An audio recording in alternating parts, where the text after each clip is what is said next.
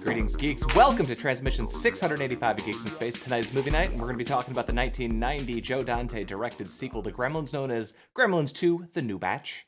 With me tonight are three of the greatest geeks who you're ever going to meet. Geeks who know to put everything they've got into canned food and firearms. We have Nate Ostendorp. Just took the brain serum. Chris DeBona. I don't see how Robert Picardo lived through this movie and had a career afterwards. I don't get it. And Rob Roseboom. What about Christopher Lee? Well, come on. Oh my He's God. done a lot worse than this. Yeah. All right, my pick, my apology. The backstory in this, I saw it once as I was a kid. It's one that my brother likes. But I watch. Blame your brother. Throw your brother under the bus. Well, that's just to be fair, I'm blaming my 10-year-old brother, not my current aged brother. But I watch Gremlins every Christmas. I just do. It's one of 20 movies that get the rotation. I've already done Die Hard this year. I'm working through my Christmas movies that I do every year. This one, I thought this was a Christmas movie because Gremlins 1 is such a Christmas movie, and this is such not a Christmas movie. This movie's a hot mess. But what I will say is that it has many of the things that I like. Practical effects are largely fantastic. There's really cool puppetry. There's really cool animatronics. There's pretty good compositing. There's some rough stuff. I see Rob's shock. There's some rough stuff, but this is for me enjoyable. This week's movie was Gremlins 2, right? Yes, The New Batch. Okay, all right. Yeah. Just making sure we saw the same movie with good practical effects. Yep. I think we did. But for 1990, so in the last year, I have watched Gremlins, Ghoulies, Critters, and Critters 2. So I'm kind of like coming back. Like I was kind of looping around to this one, and I'm kind of like now done with my Little Monsters Invade a Space. Yeah, but 3 of those movies are very, very low budget horror movies. For sure. So like they threw a ton of cash into this. But There's that's no exactly it should be this bad. So this is an Amblin Entertainment Joe Dante movie. This is the real deal. 40 million budget. This is an absurd disaster. So the backstory to this movie is Gremlins comes out in 1984, makes boatloads of cash, and Joe Dante is like, I ain't making no sequel. I'm smarter than this. I will go do other things. He goes and does The Explorers, which doesn't do so good, but I think he does Inner Space. He does some stuff, right? And the studios keep backing bigger and bigger dump trucks of money up to him. And finally he says, okay, do it. But instead of doing kind of just a straight up sequel, this movie is like a half Looney Tunes, half making fun of media corporations. And I mean, on that level, I kind of like it because he's kind of biting the hand that feeds him. In this movie, there's a lot of making fun of people who are funding him, but I'm not going to argue with you and say it's a fully successful movie. So you thought this was satire? I think that there is a man here making a movie where he's kind of trying to make fun of the people who are giving him the money to distribute and make this movie. And there's a lot of making fun of tropes. And the other thing that I like about this movie a lot is that it's super meta. There's a lot of jokes making fun of itself. And I like Back to the Future too for exactly the same reason, right? It's a movie that sort of falls in on itself. And this movie has a ton of that, and I am tickled by it. So I just heard in the background, what the hell? And I think that was somebody reacting to you comparing this to Back to the Future too. I could. But this movie... And I have to tell you something, Rob. You know what? We've known you for multiple decades. We're very fond of you. If this is a cry for help, right? Do the symbol or something, and we'll come and we'll pick you up and we'll take you away from whatever cult that you've joined. Put on judicious amounts of lipstick and dress yourself in a Kiss this pig wedding dress and walk around I apologize, but this Yeah, movie tells you in the first 10 seconds what it is. Yeah, let This me know is right away that I would hate it. yeah. Yeah. This So is Chuck Jones did this animation for Joe Dante. That makes me happy. But this movie is telling you it's a cartoon. Yeah. Also, every New York title card has to show the Twin Towers. And that has now made every New York set movie made from like 1970, whatever, till now, sad. Yeah, I mean, because if this movie wasn't going to bring us down, remembering the deaths was not going to. Didn't bring you back uphill. And Howie Mandel was the voice of Gizmo. Yeah. And I think I knew that before. I didn't. And it's why I hated him. I don't think he was the voice of the first one, but now I'm curious. Yeah, I'm curious too. Well, here we go. The first of many offensive things. Chinatown Center, where business gets oriented. So this is Clamp, who Trump. is a much better Trump than Trump. He's also Ted Turner. Yeah. Yeah.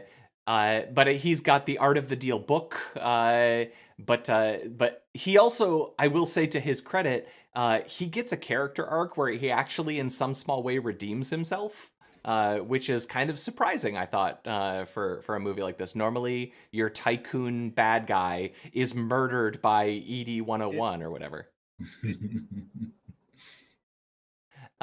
Also, during this sequence, he gives a TV to the store where Gizmo watches Rambo, which of course pays off at the end. This whole movie is just like 30 minutes of setups and then 30 minutes of payoffs. And I'm not saying that they were worth it. 40 minutes until you see the first Gremlin. For sure. They saved that. They saved that. You really need to, you know. Well, in the first movie, they saved it too. You know, they did. I did just want to note that I think that this is the best logo. They literally squeezing the world. Yeah. I will give you that the business or the organization called Clamp, and it's clamped onto the earth, squashing it. That's good. I like it. Yeah. I think, in some ways, I wish Clampy was here. True. I think the production design of this movie is just funny all the way through. I think that they don't miss a gag. If you look in the background, there is funny things happening all over the place. You can argue about whether or not they... I will just say it's hard to miss a gag when you have 1,000 gags. Yeah. Right? One of them is bound to land. For sure. By mistake. And the ones they really want to land, they're going to remind you of it over and over and over again until you're ready to give up television. The network is called Clamp Cable Network, CCN. Yep. Yeah. And it's all set. The whole movie essentially takes place within the Clamp Tower, which has everything in it. It's got Phoebe Cates as tour guide on the main floors. It's got a television studio. It's got a gene splicing lab. It's got the executive mezzanine. It's got everything. This is fully featured. Yep. So, yeah. That's rough. So They Go ahead, spent Nick. money making that scene, guys. Yeah. So from the very beginning, I knew I would not like this. From the very title card. This, though, was my first really big disappointment here. If Gizmo had fought Pizza Rat, I think they could have saved this movie. But unfortunately, no. There's no Pizza Rat fight.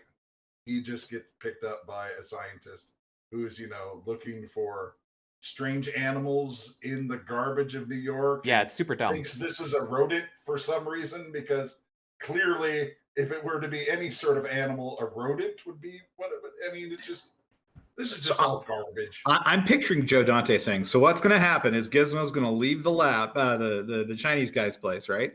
And he's going to go to the bus terminal, and then a pimp is going to pick him up and try to turn him out. And instead, Clamp's going to find, like it was probably way darker. Like the way darker version of this, I'm like, yeah, I'm on board. But no, they're like, no. A wacky scientist who's looking for subjects is going to find Gizmo just coincidentally who works for Clamp. The movie does its limited job of telling you why. It's, there's a gene splicing lab up on like the 40th floor. So of course that makes sense. Of course they're just collecting weird creatures. Where do you get the anchors for CNN if not from a gene splicing lab after all? You're right about the walking motion there. That's puppet walking never worked. No, it looks bad. And what's weird is that it's not a scene that adds anything. Yeah. Like it's literally they staged that scene just so Gizmo could walk. Yeah. And it looks bad. Yeah. They could have done it from slipping. his point of view and saved $100,000. This is Sam Winston, right? So I have to assume that he's like, oh yeah, we can make that work. And he's at this point in his career, the man has earned the right to try. Sure. So all right. And since Joe Dante's like, well, I've got this truck full of money backed up to me. You want 150 grand, Stan Winston, to do a stop motion of a Gizmo? Right. Copy of Mr. Clamp's best-selling book, I Took Manhattan, on sale right here at our newsstand for only $19.95. I should have gotten it before, but it wasn't until I saw the book cover that I realized, oh, it's supposed to be Donald Trump. Yeah. And isn't it weird to look at a movie that's sending up Donald Trump, but sending up 1990 Donald Trump? No, I mean, it's the same. It's the same as Back to the Future too. Yeah. Right. Like and I don't know. I just feel like these were better times. He was just kind of an asshole real estate developer at that point. Yeah. So Billy was, of course, the cartoonist in the first one, but now he's an architect, apparently? Sure, let's go with that. He's in the art department. Unauthorized potted plant. I overshot this. I think this little wand thing that he uses to scan the badge is this awesome cool. little piece It's retro. of dystopian, like, you're just a number, Billy. And that's the whole thing of this whole building, right? This whole building is all technology. Gremlins are here to destroy it because that's what Gremlins do. And I found that little bit there funny. The lady, his boss, is super gross. And then they throw this guy in out of nowhere. It's such a bad movie. So I loved Shock Theater, which was our local horror show thing as a kid. I watched all the time. But the reason I wanted to focus on this scene is this movie is actually called Octoman. And it was the first movie done by the person who ends up being the special effects supervisor for this film, Rick Baker. Rick Baker. That was his first film. That dude was up for like 7 Academy Awards.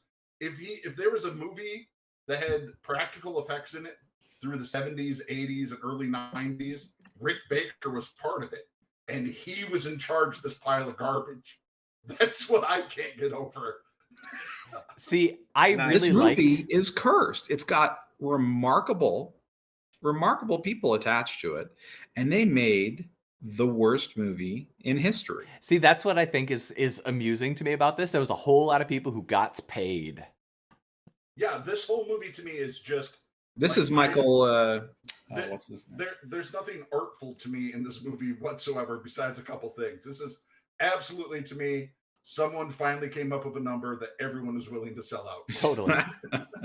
This is Michael Caine's Pool, But I like, but I like this guy. I like he gets his little character arc. They set him up. He wants to be a newscaster, and he gets to, but he has to always be a newscaster in the full vampire makeup, which is funny to me.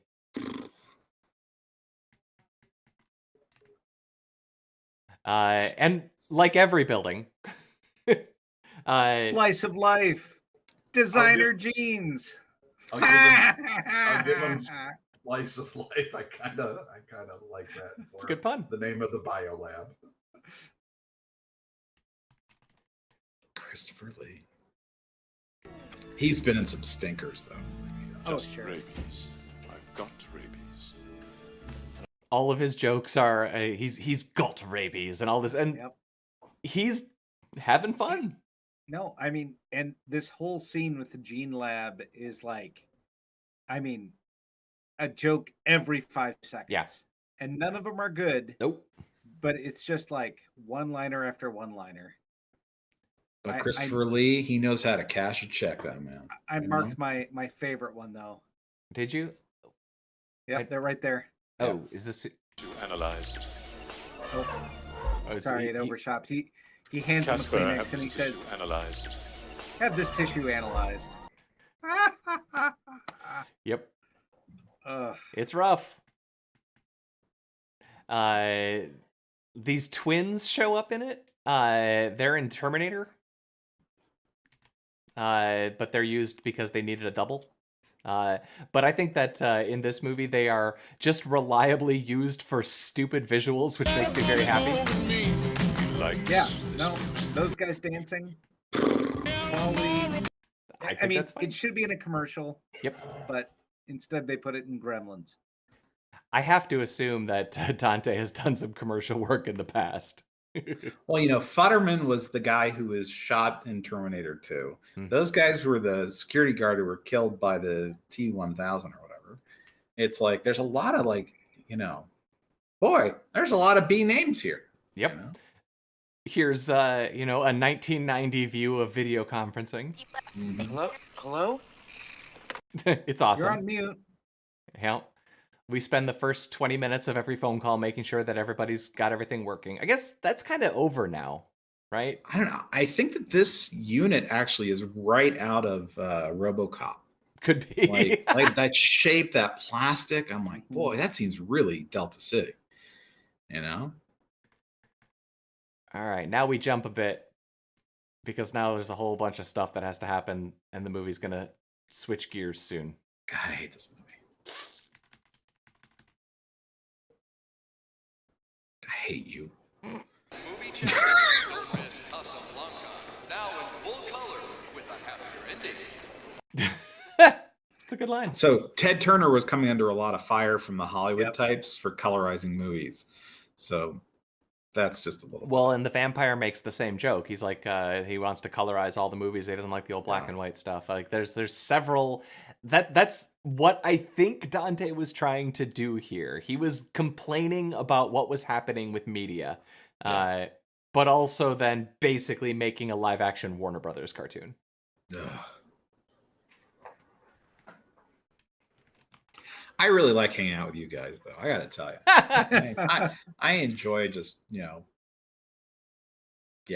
Sometimes this feels like the homework, but this is good. I like seeing you. Well, I don't have a name on this one, but I guess that's our first getting wet. Yeah. So I don't know who created it, but the thing that I wanted to say about this is the biology of the gremlins. Do they evolve in a really arid place? Mm-hmm. It doesn't like brine shrimp. Also, this stain dry shit, that's on Gizmo. Yeah. Right? Yeah. He knows. Yeah. This has happened to him once before. This happens a lot. I mean, he just has go- a genetic imperative to breed. It's like expecting him not to when he's free. Do you think he goes in heat for water? That makes sense. Gizmo's he's got a spawn, he's got a genetic desire. Yep. Gizmo got to procreate. Right? With water. It is pretty easy. Now we get to see what joke gremlins are coming out this time. Yeah. Well, that's the other thing about this movie is that it leans in really hard. Like the first one has a few novelty gremlins, but in this they are all novelty gremlins. Yeah, I mean, I don't remember the first movie that well, but I don't remember the Maguwi being like evil. Like Stripe is evil in this. They were mischievous and they scene. were Yeah. naughty. But in this movie, they are straight up evil, straight out of off of the back of a gizmo. Yeah. I don't know. I mean, there was one, like, wasn't Stripe in the first one? Yeah. He was. Yeah. Which so he was bad. Well, that leads me to another question, which is, does every batch have a stripe?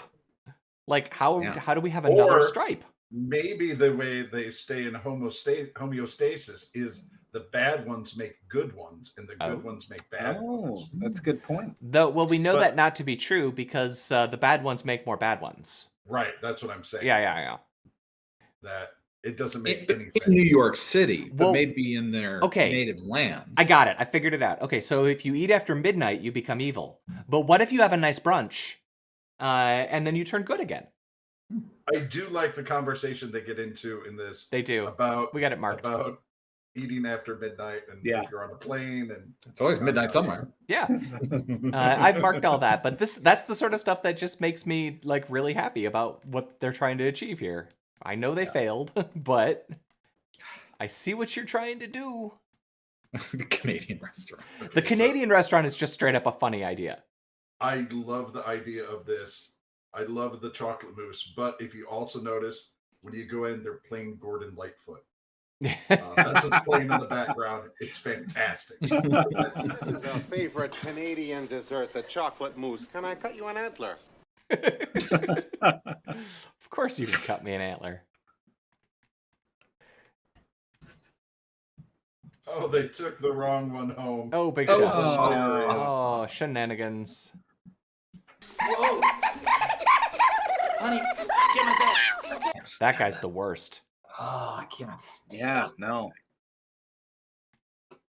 It's punishment, man. Yeah, and then the Futtermans come back. I will say also to this movie's credit, it does not do the thing that a lot of sequels do, where every single character from the first movie has to be brought back to have an arc. The Futtermans are a couple of jokes, but they don't bring back his dad. They don't bring back his mom. They mention them offhand. They don't bring back whichever Corey was in the first movie. That's a problem that a lot of movies have, right? Their trouble is that they have so many characters, and then they want to introduce. They didn't bring back Bernard Hughes from The Lost Boys. They didn't bring back, Doc Brown from Back to the Future. I mean, what? They didn't want the money? Sorry. I hate this movie. For sure. It's not that they didn't do justice to the original characters. This movie is a great injustice on humanity. Oh. Mimes. Yeah. For reasons. Do you think It's Joe like Dante... someone lost a bet, I think Joe Dante just knew some mimes. Yeah.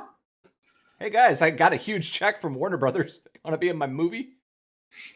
All right, but only if we can be mimes. No, I like to think that it's a bet. They're sitting around, and they're like, what do you think we could put in this movie where we won't get a note about? And they're like, I bet if we put a bunch of mimes in, they'll say, what are the mimes about? And they're like, all right, let's try it. Nope. They received no notes from anything, no matter how ridiculous their idea was. Yeah. So here's one of the things. Well, sure, you're going into a cocoon. You want to have a little something first. The television producers here, the crew, just they are the stand-in for the audience, arguing about the rules and how arbitrary and stupid they are. Yeah. Gremlin metaphysics. Yeah.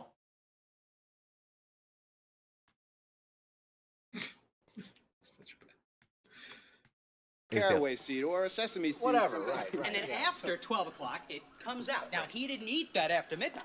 Look, I didn't make the rules, okay?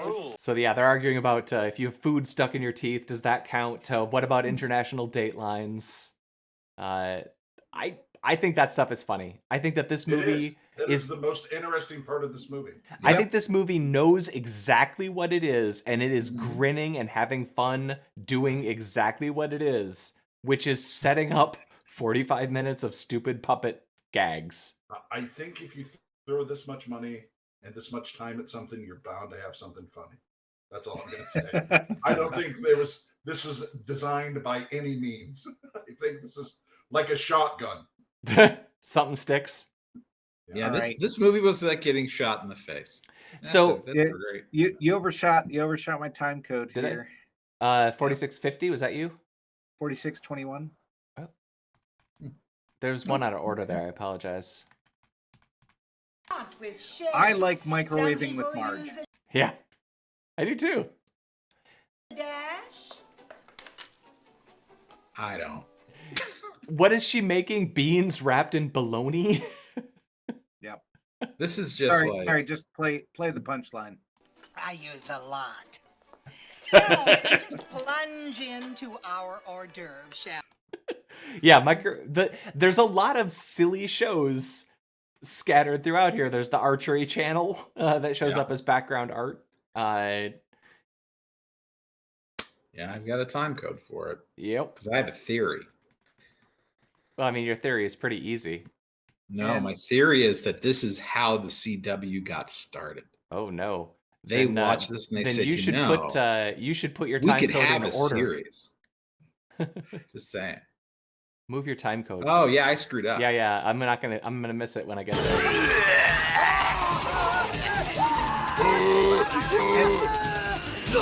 So yeah, And now I mean, as stupid as this is what you paid your money for if you bought tickets to a Gremlins movie. It's true. Like, for sure. Gremlins terrorize kind of dumb people, and yep. And that's what you're buying. And Microwave with Marge, I assume they're just like they're setting up the microwave shot from the first movie. They're calling back to it, but without giving you the payoff, which I actually think is kind of funny, because everybody wants to see more of that, right? Well, they have an exploding microwave shot. They do, but they don't explode a gremlin. Yeah, they just catch fire to the building and it explodes. There's just not green goop. It's just not. It's the same gag, just with fire instead of green goop. Fire is better.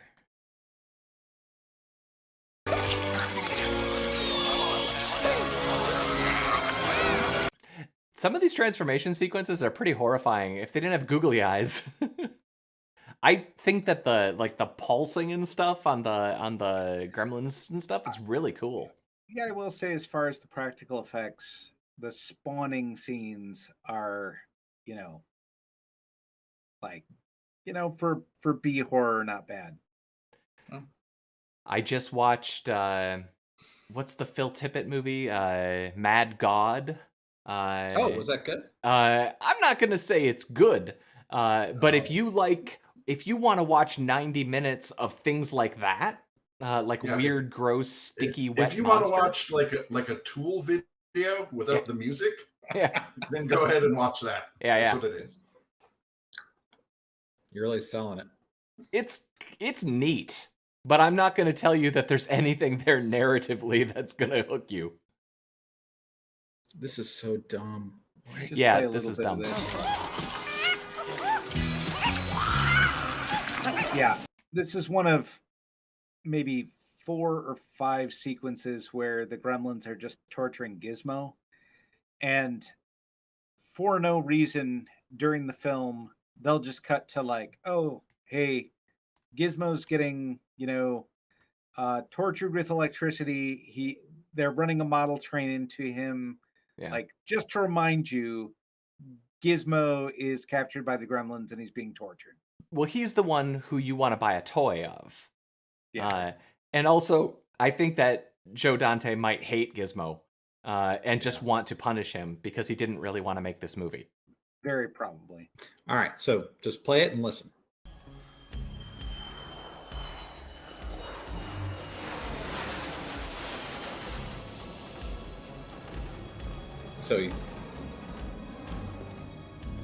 So he's standing atop his tower in the middle of Manhattan. I'm going to assert that Gremlins 2 inspired 9/11. You think that the this movie Taliban was that or whatever, bad? they watched this movie and they thought, I know what we should do. So Gremlins 2 caused 911. All right. You That's how much I hate this movie. You write that book. I noticed they have an original Mac It looks like, or Yeah, a very yeah. old Mac sitting in the background of. Or this very office. modern. That's true. I thought that was neat. There's a number of very dated little pieces of technology in here, and that makes me happy. Also, these things, they're not that big. I mean, they seem to punch with the force of, like, Mike Tyson. It doesn't make a lot of sense, They don't really have the lever arm to land a good punch. Hey, that's a good question, Bill. How do you know about them? Well, you see, sir, there's this animal, and it was in the genetics laboratory. Of course. You got the wrong code listed there. Oh, which one was it? That was your Green Arrow reference. Oh, yeah, I think right before then, the Green Arrow comes out of his studio, and I'm like, that's my theory that this is what inspired the CW, because this is a Warner Brothers production. It is. Someone at Warner Brothers is like, we could make all these series, and that's why we had to suffer through Supergirl.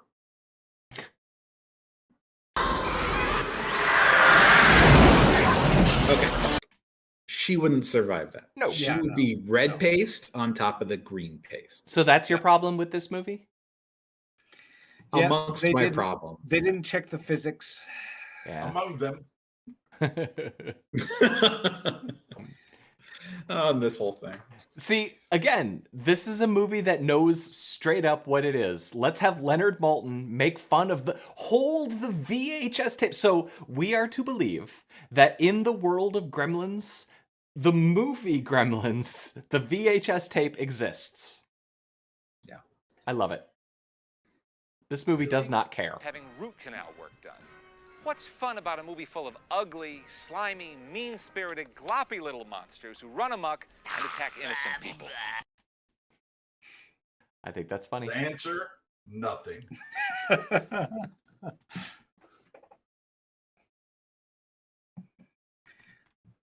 And now the genetics lab scene. Yeah. This is where it goes completely off the rails.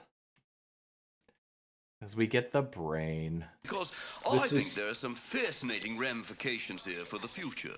When you introduce... Yep. I do like... Tony Randall voicing the brain gremlin. I like that all of the different mutations, they like clearly show you what the thing is. That said, like, he's got vegetables, so vegetables pop out. He's at one point the girl has like the potion that has like the Greek symbols for gender on it. It's wow. The bat transformation is the low point for me. It looks so terrible. That's the low point? Yes, wait until it starts flying. It is so bad. Did you mark it? No. I wanted to say nothing about this movie after half an hour. My biggest problem with the bats is that, and Rob, you would know better than me. You have a background in these matters, but the bat has arms and wings. Yeah. Well, now it's supposed to be a gargoyle. Yeah. I mean, it is used as a gargoyle. Whoa. Spoilers, Rob. Oh. For this 1990 film. No, that nobody wants. We've shot past it. It's already turned into a gargoyle. All right. Flown away, I believe. Oh, okay. There it is. Somehow it survives the daylight. I'm not exactly sure. Yeah. The fact that when it flies out through the wall, it leaves a Batman logo. Yeah. There we go. Yeah, the stop motion on that one's rough. Awkward. Again, though, I just watched Mad God, and that's like, there's an awful lot of shots in Mad God that are, not that much different than that.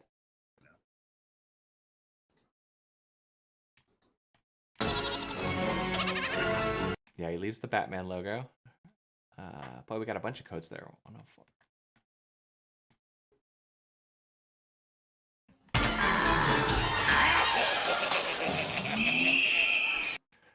That's quite the joke. Yeah, I'm not sure. I don't know. I'm not sure that would work today. I mean, it's not so that it silly. Worked. Not that it worked the first time. So here's the bat. The Futtermans get to watch it settle in as a gargoyle. Also, that's not how cement works. We all agree on that. Or right? gargoyles. Or bats. Or flying.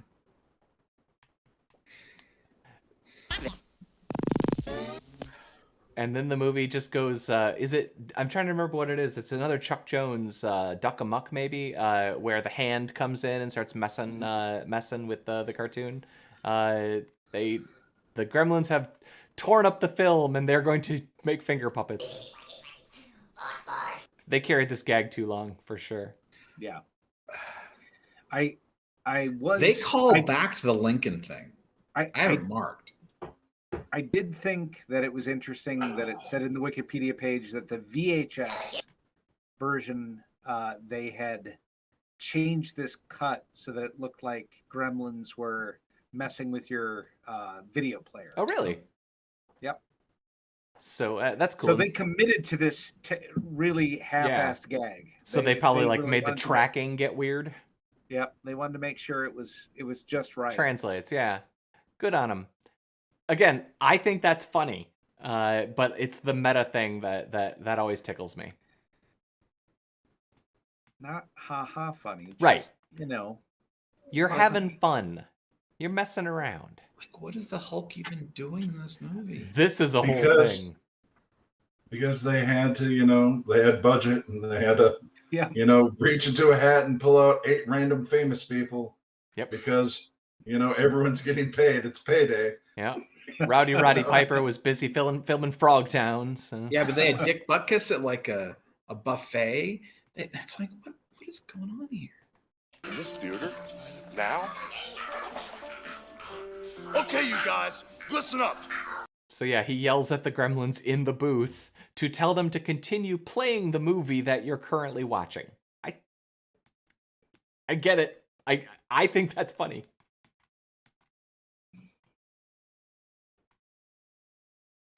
Ugh.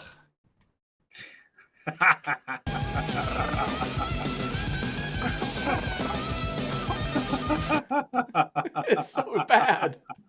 This is a low point in human culture. I think that the girl gremlin is the worst thing. That was the low point for me. Now, I think if they really leaned into it, that might have been able to save I actually thought that at the end when the bad guy makes it with the girl gremlin, I'm just like, good on ya. I take it back. Electric Gremlin is the Electric worst. Gremlin is terrible, so stupid, and is essential to the plot, which makes me even angrier. Yep.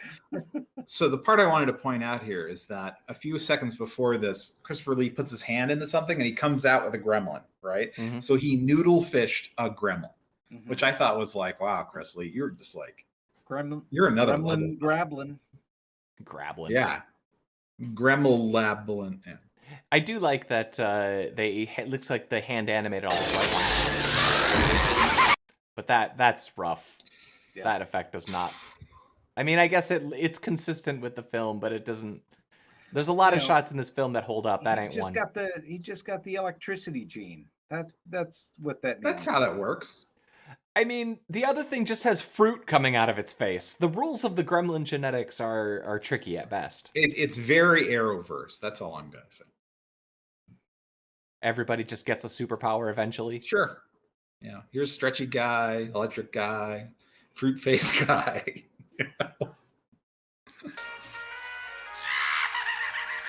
Video conferencing girl. They trap him in the video conferencing phone, which they set up earlier.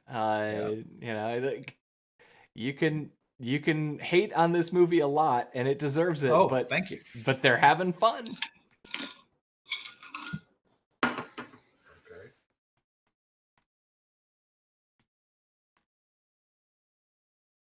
So yeah, now our vampire friend gets to be a newscaster. Good for him. And the Marathon Man reference where he's in the dentist chair. Yeah. It's so weird. So, I thought, hey, if you're going to make a bunch of hybrid gremlins, the gremlin rider is, not the worst. It's completely cool. Also, how did Phoebe Cates and Marla What's-Her-Name not get out of that incredibly weak webbing? Yeah. I don't know if anybody marked it, but don't they have the shot where she gets out her Swiss Army knife and she's cutting it with the little tiny knife. Yeah. It's just great. Okay, so now we're coming up on a thing. You really need to listen to Phoebe Cates. You want to run through a bit of her little monologue here? Because I think this is actually really funny. It's dark. Go for it. This man with his beard and a hat looked just like Abe Lincoln. Honey, I really don't think Except we've for got the time for raincoat. this now, you know? Literally, she was sexually abused by a Lincoln reenactor. So that's what this movie is saying. So you remember her bit in the first movie, right? I don't. Okay, so that whole sequence is a straight up cutting off of the knees of what they did with her character in the first movie. She has an extended monologue where she talks basically about her horrible history with Christmas.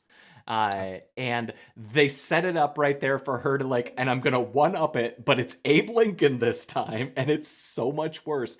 That is funny. Oh yeah, the first time didn't her father die going down the chimney? Yeah, That's why she hates Christmas? and so they smelled like they had to smell her burning father trapped in the chimney. That is a funny joke. They took because he cuts her off, and in the first movie it's this like traumatic thing. In this movie, she doesn't get the payoff. I think that's a good gag. Okay. You do. You are welcome to have your own opinion. I don't think sexual assault is humorous. All right. That's all I'm gonna say. All right, fine. So there you go. Controversial statement. Yeah. Seems to be a musical number. I find it just very cute that the Busby Berkeley. Now they're the Muppets. Yeah. But again, they're wearing their references on their sleeves. They're tipping their hats. Phil tipping their hat. Phil tipping their hats. All right. They're doing puppets. Oh, for sure. Puppets, animatronics. This movie is every practical effect that you have in 1990. So yeah, this is the tattoo parlor. He's getting a Warner Brothers Shield tattoo. So the flash from a Polaroid camera is powerful enough to kill one. Mm-hmm. But when they have Gizmo having copies with that light going over him over and over again, he's okay? I mean, look, man, what about if you get some food stuck in your teeth and then it's after midnight and then you floss and you accidentally swallow it? And our Phantom of the Opera. I get it. We have rules, but we shouldn't think about them too hard. Bingo. Yeah. Bingo.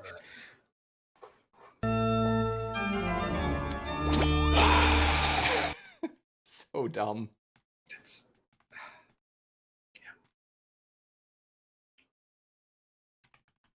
So I actually kind of like this part where they electrocute them, simply because at this point you're like, oh no, the sky is overcast. They're never going to be able to kill them with light.